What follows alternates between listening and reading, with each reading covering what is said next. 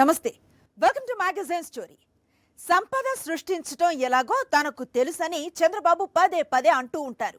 అది అక్షరాల నిజం. కాకపోతే ఆయన సృష్టించే సంపద ఆయన ఖజానాలోనే జమ అవుతుంది. దేశంలో అన్ని రాష్ట్రాల ముఖ్యమంత్రుల మొత్తం ఆస్తులు 1632 కోట్లుంటే అందులో దాదాపు 60% ఆస్తులు ఒక్క నారా చంద్రబాబు నాయుడికే ఉన్నాయి. దీన్ని బట్టే అర్థం చేసుకోవచ్చు ఆయన ఆస్తులను ఎలా కూడబెట్టగలరు. చిత్రం ఏంటంటే ఆయన గతంలో 3 సార్లు ముఖ్యమంత్రిగా వ్యవహరించారు. ఆ సమయంలో రాష్ట్ర ఆర్థిక పరిస్థితి మాత్రం దివాళా దిశగా అడుగులు వేసేది. ఆయన సొంత ఆస్తులు మాత్రం జిగేల్మని మెరిసేవి. సంపద సృష్టించడం అంటే ఆయనకు ఇష్టం. సంపన్నులు అన్నా కూడా ఇష్టమే. పేదలంటేనే చంద్రబాబుకు మా చెడ్డ చిరాకు. పేదలకు పథకాలను అమలు చేస్తే రాష్ట్రం సంక్షోభంలో పడిపోతుందని, శ్రీలంక అయిపోతుందని చంద్రబాబు అంటారు. అదే డబ్బున్న కార్పొరేట్ వ్యాపారులకు కోట్లకు కోట్లు దోచిపెడితే సంపన్నులంతా చల్లగా ఉంటారని ఆయన నమ్ముతారు. ఆయన తన విధానాలను దానికి అనుగుణంగానే రూపొందించుకుంటారు. దీనివల్లే కావచ్చు చంద్రబాబు సంపన్నులకు మాత్రమే సీఎం అని విమర్శకులు దెప్పి పొడుస్తారు. దీనిపైనే ఇవాల్టి మ్యాగజైన్ స్టోరీ. ఆస్తులు కూడబెట్టడంలో దేశంలో ఏ ముఖ్యమంత్రి కూడా చంద్రబాబుకు సాటి రారు. ఈ విషయాన్నే తాజా అధ్యయనం ఒకటి మరోసారి నిరూపించింది. ఆస్తులు సంపాదించడంలోనే కాదు, అవినీతి ఆరోపణల్లోనూ చంద్రబాబుదే అగ్రస్థానం. ఆయనపై ఉన్నన్ని అవినీతి ఆరోపణలు కానీ, వివిధ దశల్లో దర్యాప్తులో ఉన్న అవినీతి కేసులు కానీ మామూలువి కానే కావంటారు ఆర్థిక రంగ నిపుణులు. దేశంలోని ముఖ్యమంత్రులందరిలో అత్యంత ధనవంతుడైన ముఖ్యమంత్రిగా చంద్రబాబు రికార్డు సృష్టించారు. ఆయన ఆస్తి ఏకంగా 931 కోట్ల రూపాయలకు పైనే. అయితే ఈ ఆస్తులు ఆయన తన ఎన్నికల అఫిడవిట్లో పేర్కొన్న ఆస్తులు మాత్రమే. ఆయన చెప్పని ఆస్తులు దీనికి ఎన్నో రెట్లు ఎక్కువ ఉంటాయని ఆయన రాజకీయ ప్రత్యర్థులు అంటూ ఉంటారు. ఓ ఆంగ్ల పత్రిక తాజాగా ప్రచురించిన ఓ కథనంలో ఆంధ్రప్రదేశ్ ముఖ్యమంత్రి నారా చంద్రబాబు నాయుడు దేశంలోనే ఎక్కువ డబ్బున్న సీఎం అని పేర్కొన్నారు. అందరూ సీఎంల ఆస్తులు 1632 కోట్లు ఉంటే అందులో ఒక్క చంద్రబాబు నాయుడివే 931 కోట్ల ఆస్తులు ఉన్నాయంటే సంపాదనలో చంద్రబాబు దూకుడు ఏపాటిదో అర్థం చేసుకోవచ్చు. 3 సార్లు ముఖ్యమంత్రిగా వ్యవహరించి 4గోసారి ఆ పదవిలో కొనసాగుతోన్న చంద్రబాబు నాయుడు రాకెట్ వేగంతో కోట్లకు పడగలెత్తారని చెప్పొచ్చు. ఆయన ఎన్నికల సమయంలో పదే పదే ఓ మాట చెప్తూ ఉంటారు. తనకు సంపద సృష్టించడం ఎలాగో బాగా తెలుసునని. అందుకే తానిచ్చే ఎన్నికల హామీలను అమలు చేయడానికి అవసరమయ్యే సంపదను తానే సృష్టించి ఎన్నికల హామీలు అమలు చేస్తానని చెబుతూ వచ్చారు చంద్రబాబు. అయితే ఎన్నికల్లో గెలిచి అధికారంలోకి వచ్చిన తర్వాత మాత్రం ఈ సంపద సృష్టి మంత్రాన్ని అటకెక్కించేశారు. హామీల అమలు గురించి రాష్ట్ర వ్యాప్తంగా ప్రజలు ఎదురు చూస్తుంటే సూపర్ 6 గ్యారంటీలు ఎప్పుడు అమలు చేస్తారు అని 10 మంది నిలదీస్తోన్న వేళ చంద్రబాబు నాయుడు ఒక్కసారిగా రాష్ట్ర ఆర్థిక పరిస్థితిని తెరపైకి తెచ్చి పరిస్థితి ఏం బాగాలేదు, ఇచ్చిన హామీలను తలుచుకుంటూ ఉంటే వీటిని ఎలా అమలు చేయాలో అర్థం కాక భయం వేస్తోంది అని బీద క్యారెక్టర్ని పండించేలా వ్యాఖ్యలు చేశారు. ఎందుకంటే గత ఎన్నికల్లో ఆయన ఇచ్చిన హామీలు చాలా ఉన్నాయి. అంతవరకు జగన్మోహన్ రెడ్డి అమలు చేసిన నవరత్న పథకాల హామీలన్నింటినీ అంతకన్నా ఎక్కువగా అమలు చేస్తానని చంద్రబాబు హామీ ఇచ్చారు.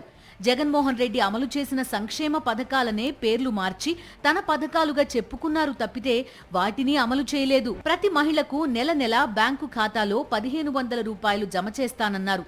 అధికారంలోకి వస్తే 20 లక్షల ఉద్యోగాలు కల్పిస్తానన్న చంద్రబాబు ఉద్యోగం ఇచ్చే వరకు నిరుద్యోగులకు నెల నెల 3000 రూపాయల చొప్పున నిరుద్యోగ భృతి ఇస్తామన్నారు. రైతు భరోసా పేరును అన్నదాత సుఖీభవగా మార్చి ఏటా రైతులకు 20,000 ఇస్తామన్నారు. అమ్మ ఒడి పథకం పేరును మార్చి తల్లికి వందనం అన్నారు. ఇంట్లో ఎంతమంది పిల్లలుంటే అందరికీ ఏటా 15,000 ఇస్తామన్నారు. ప్రతి ఇంటికి ఏడాదికి 3 గ్యాస్ సిలిండర్లు ఉచితంగా ఇస్తామన్నారు. మహిళలందరికీ ఆర్టీసీ బస్సుల్లో ఉచిత ప్రయాణ సదుపాయం కల్పిస్తామన్నారు.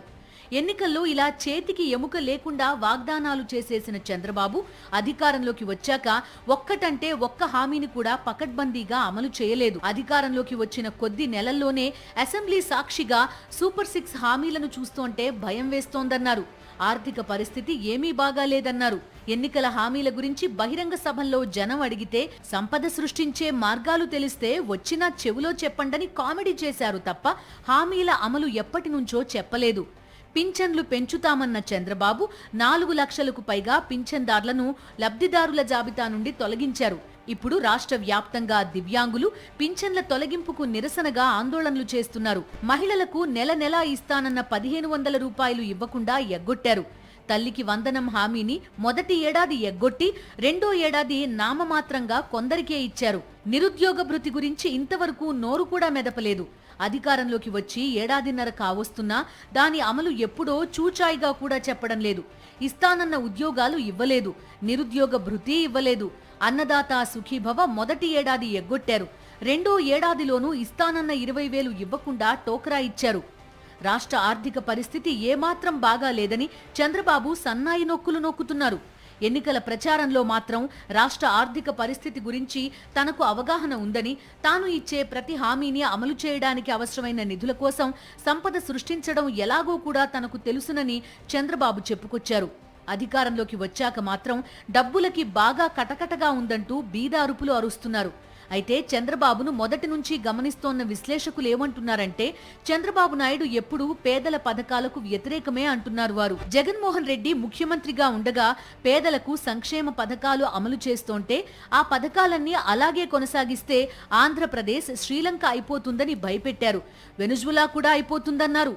జగన్మోహన్ రెడ్డి ప్రభుత్వం అప్పులపైన విషప్రచారం చేసేవారు. పేదలకు సంక్షేమం ఇస్తే రాష్ట్రం దివాళా తీస్తుందన్న చంద్రబాబు ఎన్నికల్లో మాత్రం తనని గెలిపిస్తే జగన్మోహన్ రెడ్డిని మించి సంక్షేమ పథకాలు అమలు చేస్తానన్నారు. అలా చెప్తే ఏపీ దివాళా తీయదా అని ఎవరూ అడగకూడదంతే.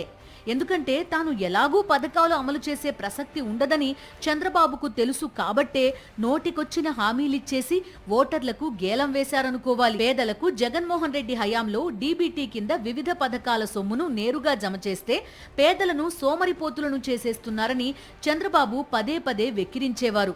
తాను ముఖ్యమంత్రి అయ్యాక కూడా పేదల పట్ల ఆయన ఆలోచన అలానే ఉంది. అందుకే ఇప్పుడు దివ్యాంగుల పింఛన్లు కూడా తొలగించేసి వారిని వీధిన పడేశారు చంద్రబాబు. దీనిపైనే దివ్యాంగులు మండిపడుతున్నారు.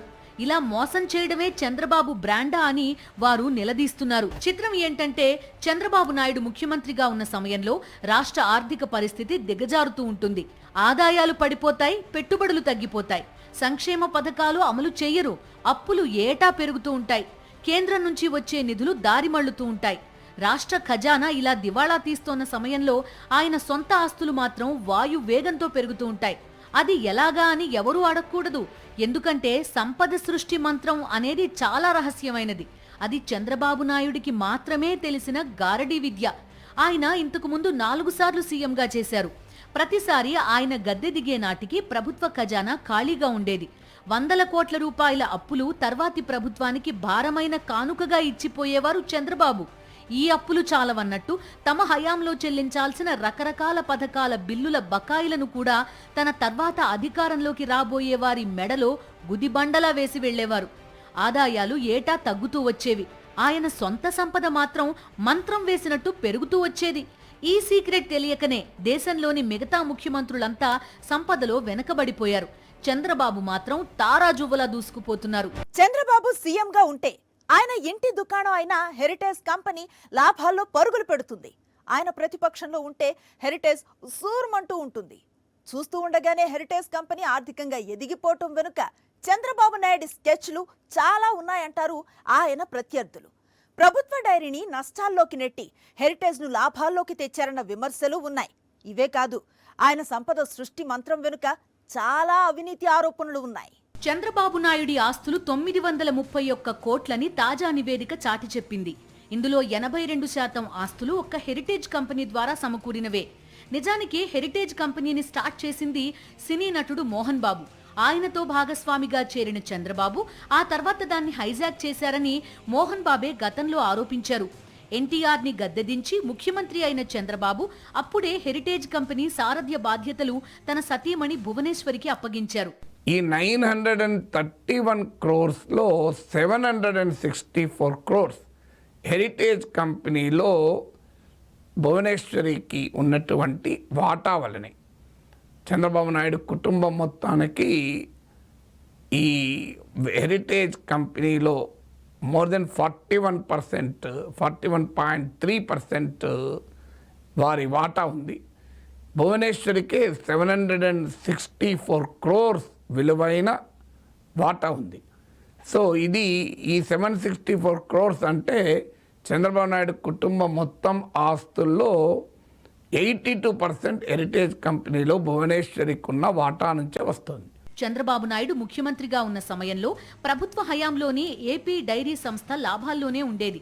అధికారం తన చేతుల్లో ఉంది కాబట్టి ఏపీ డైరీని బలహీనపరుస్తూ చాలా చోట్ల ప్రభుత్వ డైరీ యూనిట్లను మూసేస్తూ అక్కడ హెరిటేజ్ వ్యాపారాన్ని పెంచుకుంటూ పోయారని అప్పట్లో పాల రైతుల నుంచే విమర్శలొచ్చాయి.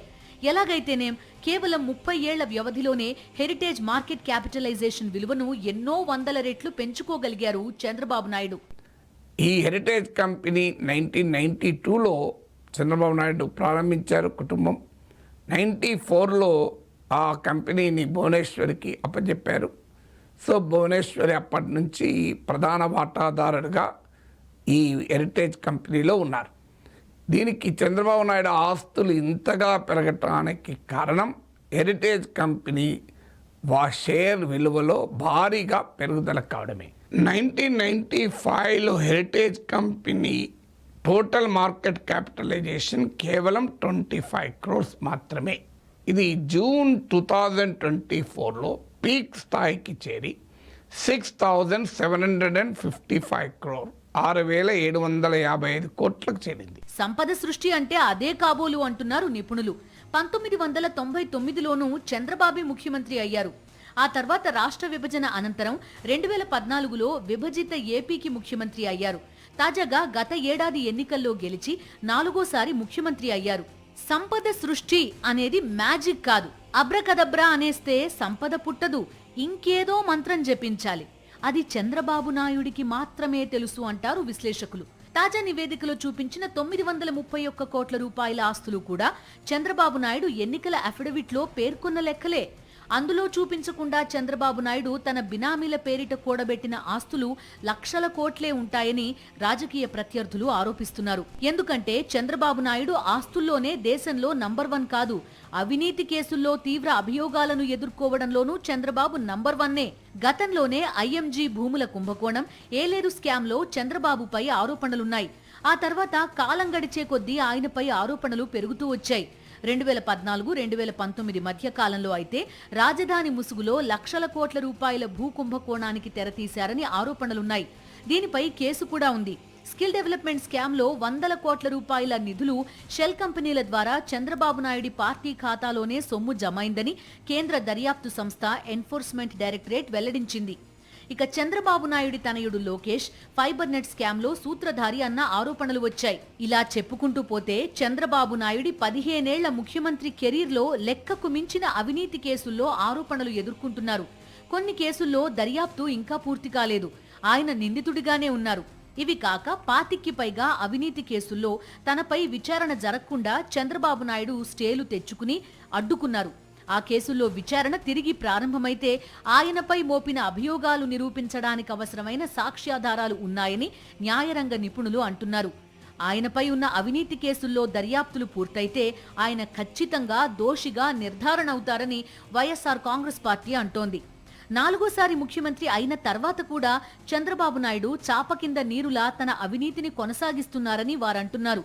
గత ప్రభుత్వ హయాంలో ప్రభుత్వం ఆధ్వర్యంలో నడిచిన మద్యం వ్యాపారాన్ని చంద్రబాబు నాయుడు వచ్చాక టీడీపీ నేతలు వారి అనుచరుల చేతుల్లో పెట్టి పెద్ద ఎత్తున స్కామ్ చేశారని విమర్శలొస్తున్నాయి. ఉచిత ఇసుక ఇస్తామని చెప్పి అక్రమ ఇసుక దందాలను పచ్చ మాఫియాలే తమ గుప్పిట్లో పెట్టుకున్నాయని, వీటి ద్వారా వేల కోట్లు దోచుకుంటున్నారని వారంటున్నారు. ఈ ఆదాయాలన్నీ కలిపితే చంద్రబాబు నాయుడి అసలు ఆస్తుల విలువ లక్షల కోట్లలోనే ఉంటుందని వారంటున్నారు. అయితే తాను నిప్పునని, ఎలాంటి తప్పు చేయలేదని చంద్రబాబు నాయుడు పదే పదే అంటున్నారు. తనపై చేసిన ఆరోపణలు నిరూపించాలని ఆయన సవాల్ చేస్తున్నారు. తనపై కేసులు ఉంటే ఎందుకు అరెస్టు చేయలేదని గతంలో చాలాసార్లు అడిగారు చంద్రబాబు. స్కిల్ స్కామ్లో అడ్డంగా దొరికి ఏసీబీ న్యాయస్థానం ఆదేశాల మేరకు చంద్రబాబును రాజమండ్రి సెంట్రల్ జైలుకు పంపారు. అయితే తనపై రాజకీయ కక్ష సాధిస్తున్నారంటూ చంద్రబాబు అప్పట్లో గగ్గోలు పెట్టారు. చర్యలు తీసుకోకపోతే తీసుకోలేదంటారు. న్యాయస్థానాల ఆదేశాల మేరకు చట్టం తన పని తాను చేసుకుంటూ పోతే తనని వేధిస్తున్నారని అంటారు. ఇలా చంద్రబాబు నాయుడు నాలుకను తనకు నచ్చిన విధంగా మడత పెడతారని విపక్ష నేతలు ఆరోపిస్తున్నారు. గతంలోనే tehelka.com దేశంలోనే అత్యధిక సంపన్న రాజకీయ నాయకుడు చంద్రబాబు నాయుడే అని ఆరోపించిన సంగతి తెలిసిందే. ఆ రికార్డును ఎవరూ తన్నుకుపోకుండా చంద్రబాబు ఇప్పటికీ ఆస్తులు కూడబెట్టుకోవడంలో, సంపద సృష్టించుకోవడంలో దూసుకుపోతున్నారు. అయితే సంపద సృష్టించే ఆ రహస్య మార్గాలు మాక్కూడా చెప్పండి మహాశయ అని విపక్ష నేతలు చంద్రబాబును కోరుతున్నారు. పేదలంటే చంద్రబాబుకు ఎంత అసహ్యమో, సంపన్నులంటే ఎంత మమకారమో బయట వాళ్ళు చెప్పాల్సిన అవసరం లేదు. చంద్రబాబు నాయుడే పదే పదే తన మనోగతాన్ని చాటుకున్నారు. నిరుపేదలకు రాజధానిలో ఇళ్ల స్థలాలిస్తే ప్రతిపక్షంలో ఉన్నప్పుడు కోర్టులకెక్కి అడ్డుకున్న చంద్రబాబు అధికారంలోకి వచ్చాక ఆ కేటాయింపులే రద్దు చేశారు. అదే చంద్రబాబు 1,000 కోట్ల రూపాయల విలువ చేసే ప్రభుత్వ భూములను వ్యాపారులకు 99 పైసలకే రాసిచ్చేశారు. పేదలైతే అలా, పెద్దలైతే ఇలా. ఇది చంద్రబాబు నాయుడు రిచ్ ఫిలాసఫీ. తన ఆస్తి 1,00,000 కోట్లు అని చంద్రబాబు నాయుడు చేసిన ఓ వ్యాఖ్య కొద్ది రోజులుగా వైరల్ అవుతోంది. చంద్రబాబు జైల్లో ఉన్న సమయంలో ఆయన సతీమణి భువనేశ్వరి హెరిటేజ్లో 1% షేర్లు అమ్మితే 400 కోట్లు వస్తుందన్నారు. అసలు చంద్రబాబు కుటుంబ ఆస్తులు ఎన్ని అనేది మాత్రం అంతు చిక్కడం లేదంటున్నారు విశ్లేషకులు. చంద్రబాబు నాయుడు గారు ఆ మధ్య బహిరంగంగా మాట్లాడుతూ నా ఆస్తి 1,00,000 కోట్లు అని చెప్పినట్టుగా ఒక వీడియో బయటకు వచ్చింది. ఎన్నికల అఫిడవిట్లో మాత్రం ఇప్పుడు 930 కోట్లు అని చెప్పి ఈ లెక్క గవాలను తేలేది కాదు. ఎన్నికల సమయంలో చంద్రబాబు నాయుడు గారి సతీమణి చెప్పిన మాట ఏమిటి? హెరిటేజ్లో నా వాటాలో 1% షేర్స్ అమ్ముకుంటే 400 కోట్లు వస్తాయని చెప్పారు. మరి ఈ ఇంత విలువైన ఆస్తులు ఉండి 930 కోట్లు చూపించారంటే అఫిడవిట్లో ఎంతవరకు నమ్మాలి? పేదలంటే చికాకు, పేదలు చేసే వ్యవసాయం అన్నా చికాకే. అందుకే కావచ్చు వ్యవసాయం దండగా అన్న ఏకైక ముఖ్యమంత్రి చంద్రబాబు నాయుడే. తాను ముఖ్యమంత్రిగా ఉన్నప్పుడు పేదలకు సంక్షేమ పథకాలపై దృష్టి పెట్టలేదు, సెంటు జాగా ఇవ్వలేదు. జగన్మోహన్ రెడ్డి హయాంలో ఏకంగా 32 లక్షల మేరకు పేదలకు ఇళ్ల స్థలాలను పంపిణీ చేయడానికి సిద్ధమైతే ఎక్కడికక్కడ కేసులు వేసి ఆ పంపిణీని అడ్డుకునే ప్రయత్నం చేశారు చంద్రబాబు. రాజధాని అమరావతి ప్రాంతంలోనే 56,000 మంది పేదలకు ఇళ్ల స్థలాలు కేటాయిస్తే ప్రతిపక్ష నేతగా ఉండి వాటిని కోర్టులో సవాల్ చేశారు. రాజధాని ప్రాంతంలో పేదలకు ఇళ్ల స్థలాలు కేటాయిస్తే అక్కడ సామాజిక సమతుల్యత దెబ్బతినేస్తుందని నిస్సిగ్గుగా ఆరోపించారు. అంటే సంపన్నులుండే రాజధానిలో తమ పక్కనే పేదలు ఉంటే సంపన్నులు భరించలేరనే కదా టీడీపీ అభ్యంతరాలకు అర్థం. సమాజంలో అట్టడుగున ఉన్నవారికి 2-3 సెంట్ల భూమి ఇస్తే తట్టుకోలేకపోయారు చంద్రబాబు. కానీ విశాఖ, విజయవాడ నగరాల్లో 1,000 కోట్ల రూపాయల విలువ చేసే ప్రభుత్వ భూములను మాత్రం కోట్లకు పడగలెత్తిన వ్యాపారులకు రాసిచ్చేశారు. అది కూడా ఎకరా 99 పైసలకు మాత్రమే. ప్రపంచ వ్యాప్తంగా నష్టాల్లో ఉన్న లులు అనే షాపింగ్ మాల్ కు అసలు ప్రభుత్వం భూములు కేటాయించడమే పెద్ద నేరం. ఎందుకంటే అది షాపింగ్ మాలే తప్ప పరిశ్రమ కాదు. దాంతో యువతకు ఉద్యోగాలు వచ్చేవి లేవు. పక్కా వ్యాపార దృక్పథంతో లావాదేవీలు నిర్వహించే లులుకు కారు చౌకగా ప్రభుత్వ భూములు కట్టబెట్టడం ఏంటి? లులు ఒక్కటే కాదు, విజయవాడ టీడీపీ ఎంపీ కేసినేని చిన్నికి చెందిన డొల్ల కంపెనీ ఉర్సా, దానికి ఎలాంటి చరిత్ర లేకపోయినా విశాఖలో ఎకరా 99 పైసలకు విలువైన భూములు రాసిచ్చేశారు చంద్రబాబు. తెలంగాణ రాష్ట్రం హైదరాబాద్లో భూములను వేలంలో కొన్న టీసీఎస్ వంటి కంపెనీకి విశాఖలో చీప్గా భూములు కట్టబెట్టారు. వీటన్నింటి వెనుక పెద్ద కుంభకోణమే ఉందంటున్నారు నిపుణులు. ప్రభుత్వాలు ప్రజల ఆస్తికి ధర్మకర్తలే తప్ప వాటిపై పాలకులకు అధికారం ఉండదని సామాజికవేత్తలు అంటున్నారు. ఇప్పుడు లూలుకి ఇచ్చే ఈ జాగా చాలా ఆహ్లాదమైనది, సముద్రానికి దగ్గరలో ఉన్నది, ఊరికి నడుబొడ్డులో ఉన్నది, చాలా ఎక్స్పెన్సివ్, చాలా వాల్యుబుల్ ల్యాండ్. దీనికి ఏదో చాలా ప్రయోజనాలు, ప్రజలకి ఇష్టమైనవి, ప్రజలకి మంచిగా చేకూర్చేవి చేయాలి. కానీ ప్రైవేటైజ్ చేస్తే ప్రజలని చాలా అన్యాయం చేసినట్టు జరుగుతుంది. చంద్రబాబు నాయుడు ఎప్పుడు అధికారంలో ఉన్నా ప్రభుత్వ అప్పులు పెరుగుతాయి, ప్రజల కష్టాలు పెరుగుతాయి, ఆయన కుటుంబ ఆస్తులు మాత్రం పెరుగుతాయి. దీనికి కారణం ఏంటనే ప్రశ్నలు వస్తున్నాయి. సొంత ఆస్తులు పెంచుకోవడం ఎలాగో చంద్రబాబు నాయుడు తనకు తెలిసిన కిటుకును పేదలకు నేర్పిస్తే ఇక ఆ తర్వాత చంద్రబాబు నాయుడు పేదల కోసం ఎలాంటి పథకాలు అమలు చేయాల్సిన అవసరమే ఉండదని విశ్లేషకులు అంటున్నారు. చంద్రబాబేమో తన ఆస్తి 1,00,000 కోట్లని తాజాగా అన్నారు. ఆయన సతీమణి మరో లెక్క చెప్పారు. ఎన్నికల అఫిడవిట్లో 931 కోట్లే చూపించారు. వీటిలో ఏ లెక్క కరెక్ట్, లేదా వీటిలో ఏ ఒక్కటి కరెక్ట్ కాదా? ఇంతకు మించి ఎన్నో రెట్ల ఆస్తులు ఉన్నాయా అన్నవి చంద్రబాబే క్లారిఫై చేయాలని మేధావులు అంటున్నారు. ఇది వాళ్ళ మ్యాగజైన్ స్టోరీ. మరో ఇంట్రెస్టింగ్ టాపిక్ తో మళ్ళీ కలుద్దాం. అంతవరకు స్టే ట్యూన్ టు సాక్షి.